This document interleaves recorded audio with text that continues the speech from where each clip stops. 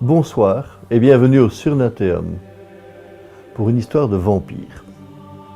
Le vampire est le monstre le plus important du cinéma et de la littérature fantastique au XXe siècle, grâce ou à cause de l'ouvrage Dracula de Bram Stoker. Mais y a-t-il un fond au vampire? Le vampire est une illusion ou une réalité? A-t-il vraiment existé? À votre santé.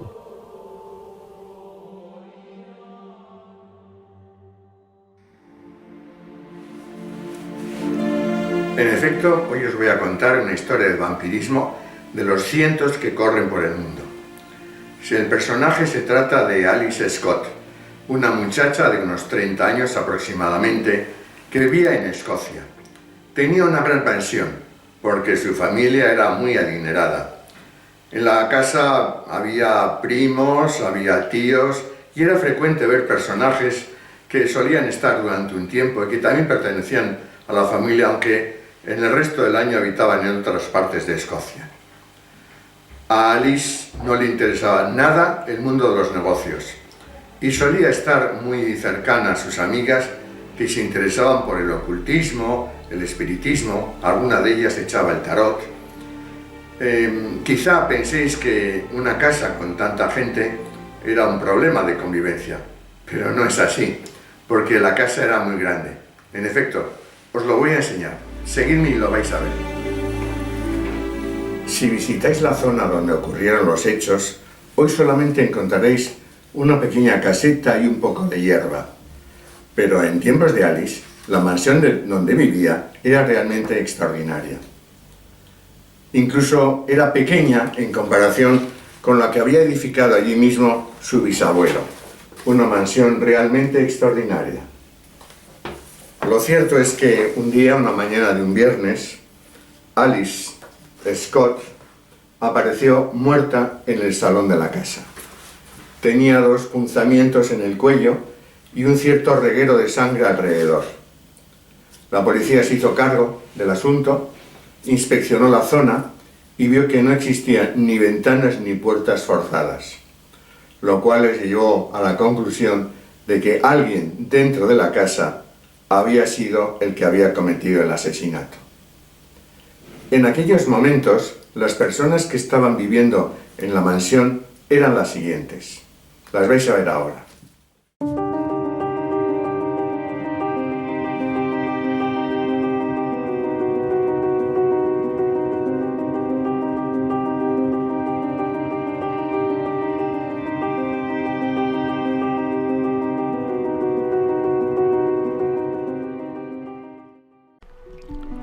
La policía registró todas las habitaciones de la mansión.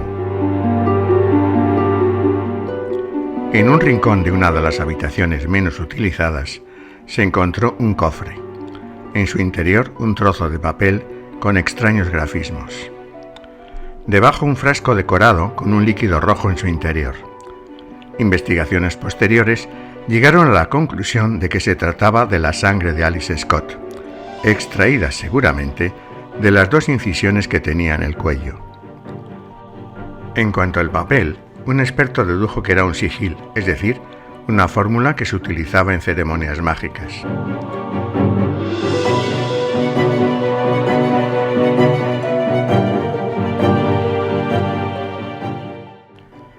Hacía algún tiempo se hablaba de Roger Scott, abuelo de Alice, muerto en extrañas circunstancias hacía muchos años.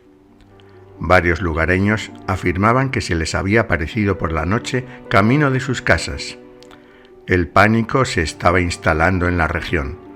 Su aspecto al principio amable se transformaba en aterrador.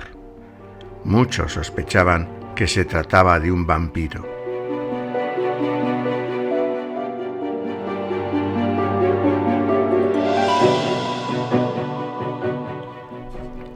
Para probarlo, alguien introdujo un crucifijo en su tumba.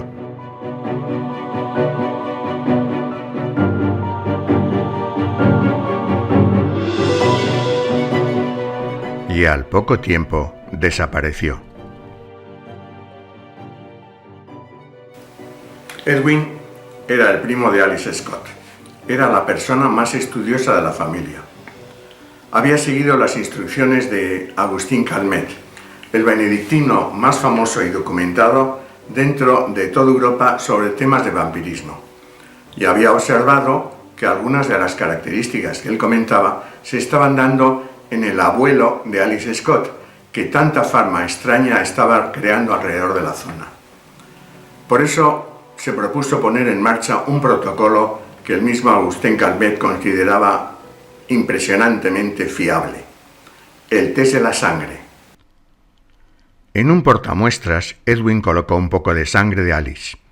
Luego, encima, colocó una señal de la cruz, de modo semejante a lo realizado en la tumba. Se cubrió con una campana y se esperó unos minutos. No cabía duda, la sangre estaba vampirizada.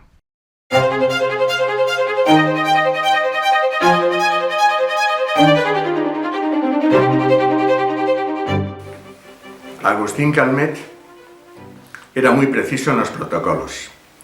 Si el test de la sangre salía positivo, era preciso localizar la fuente, el origen de la persona transmisora. Para ello se contaba con un instrumento interesante, la mano de Cleopatra, que era capaz de señalar la persona, el individuo, que era portador del germen de la enfermedad. La siguiente fase sería neutralizar a la persona para evitar que contaminara al resto de la ciudad o de los miembros de la familia. Se distribuyeron las fotos de los residentes de la mansión, incluido el propio Edwin.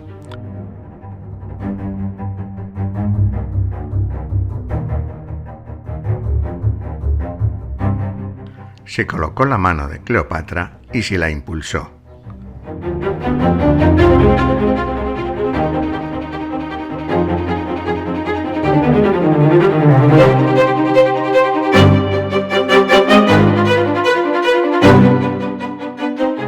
La señalada fue Leonor. Pero faltaba ratificarlo. La luz violeta creada en 1860 por el fotógrafo espírita William Humbler daría la clave. Con ella el mundo invisible se hacía visible.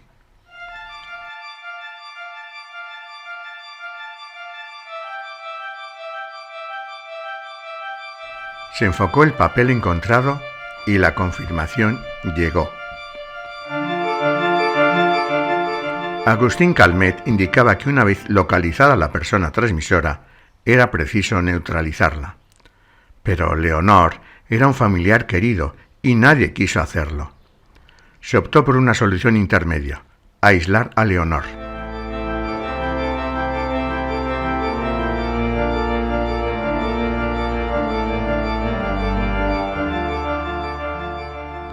Este cofre representa la habitación donde se la encerró. Se añadió una carta de tarot a modo de garantía, según la tradición.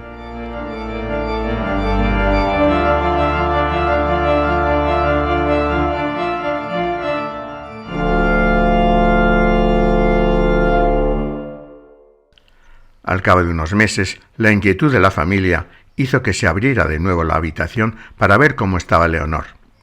Pero ésta se había transformado.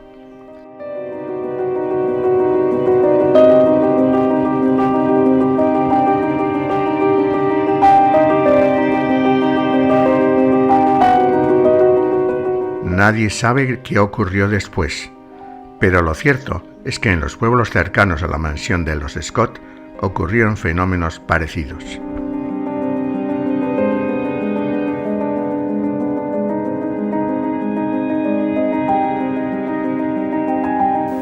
Edwin, viendo lo que estaba ocurriendo a su alrededor, se marchó de la ciudad para pedir ayuda.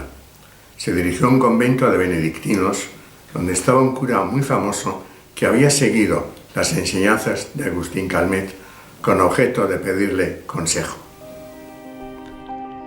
Una vez expuesto el caso por Edwin, el benedictino, que se llamaba Fray Luis, estuvo meditando en el cementerio adosado a la iglesia tratando de buscar una solución. Parecía un caso imposible de resolver. Su paseo se vio interrumpido por el ruido de un circo que estaba en la campa cercana y que le llamó la atención.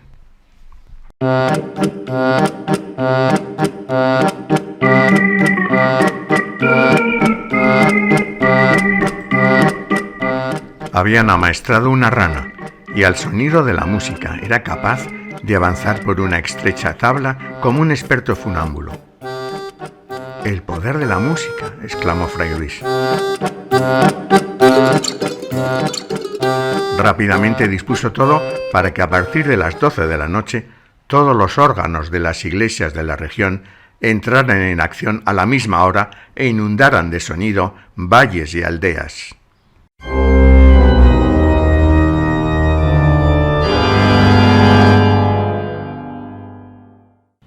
En los siguientes días, poco a poco, todo volvió a la normalidad. La gente se recuperó de sus malformaciones. También lo hizo Leonor, que al final salió de su reclusión. Y es que la música eleva el espíritu, y donde hay un espíritu engrandecido, no cabe la maldad. Entonces, Fray Luis recordó la frase de Robert Schumann: «La música es el lenguaje que me permite comunicarme con el más allá». Y desde entonces, la pasión por la música se implantó en todos los habitantes de la comarca.